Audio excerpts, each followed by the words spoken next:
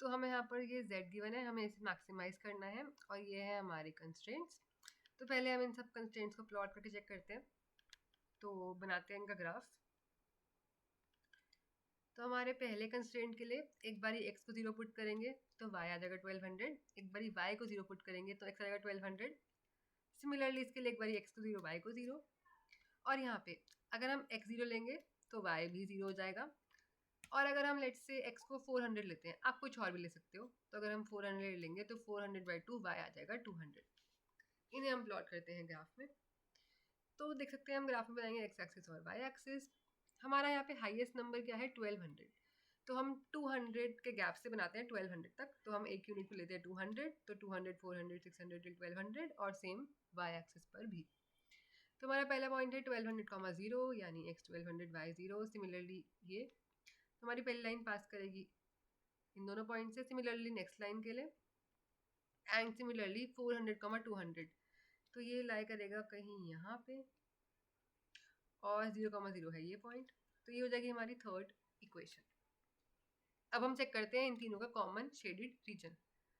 तो उसके लिए हम यहाँ लेते हैं 0, 0 पॉइंट लेते हैं x और y को।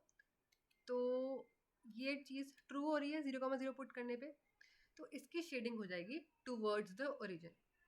तो इसकी शेडिंग इस लाइन की यहाँ पे हो जाएगी। सिमिलरली अगर हम यहाँ पे 0, 0 पुट करें तो ये चीज़ 0 बड़ा आ रहा है 600 से, ये चीज़ तो फॉल्स है। तो इस वाली लाइन की शेडिंग हो जाएगी अवे फ्रॉम द ओरिजिन, यानी इस साइड।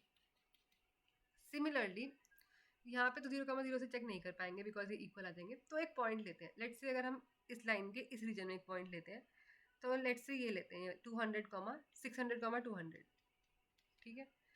तो पुट करते हैं y को 200 और x आ जाएगा 600/2 300। तो ये चीज़ ट्रू आ रही है, यानी हम शेडिंग करेंगे टूवर्ड्स दिस पॉइंट। तो यानी इस लाइन की शेडिंग हो जाएगी यहाँ पे इस साइड। तो हम देख सकते हैं इन तीनों लाइन से कॉमन रीजन हो जाएगा ये वाला, इसे लिख लेते हैं, ये डार्क ब्लू रीजन। इसके कॉर्नर पॉइंट्स मार्क कर लेंगे ए बी सी डी से। अब हम चेक करते हैं इन चारों कॉर्नर पॉइंट्स में से z किस पे मैक्स है। तो हमारा z था 2x + y, ये है हमारे A B C D. z में x की जगह पे 600 पुट करेंगे और y की जगह पे 0, तो आ जाएगा 1200। सिमिलरली x की जगह पे 1200 और y पे 0, तो ये। And similarly C and D के लिए हम देख सकते हैं मैक्सिमम यहाँ पे वैल्यू है 2400 और ये आ रही है पॉइंट बी पे। तो ये हो जाएगी हमारी रिक्वायर्ड मैक्सिमम वैल्यू।